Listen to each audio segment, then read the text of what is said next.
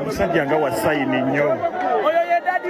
Poliisi eyungudde munnange abawanvu n'abampi wali ate ku Fangon Forest. Munnange omuyimbi Alien Skin era nga omuyimbi Alien Skin munnange kirabiddwako wali nga bwateereddwa.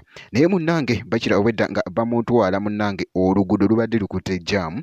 Abantu babadde bayitirivu okukamalako obumazi muganda wange gwe alaba Jaminat Yugi. Naye nga munnange ekiri eno ku Fangon Forest bwe kitambudde.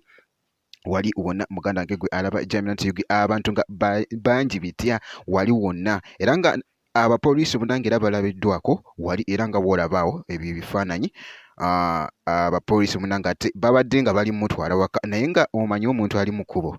Omanyi omuntu ali mu kkubo muganda wange gwe alaba Jaminat Yugi munnange omuntu abadde muyitirivu nnyo era nga kigambibwa nti omuyimbi Alien Skin era nga agabudde ewuwe ate wali munnange mu maka ge ng'abantu bajjudde namungi w'omuntu ate yeeyiye ewuwe ate wali okukamalako obumazi era nga bw'olabaawo munnange akatambi ako era nga bw'olaba munnange abawagizi be babadde ate wali bamulagako laavu nga bamukulisaayo ate wali munnange ate mukomera muganda wange gwe alaba Jaminat Yugi era nga bw'olaba ebifaananyi byebyo bye mbadde nkugamba nti no munnange poliisi wali nga ate eri mu kwolekera mwana mulenzi wali Alien Skin okumutuusa ate wali ku Fangon Forest naye nga munnange weebiti bwe bitambudde.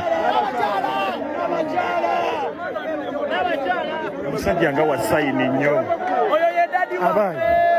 Omusajja nga wa sayini nnyo ntiddemu.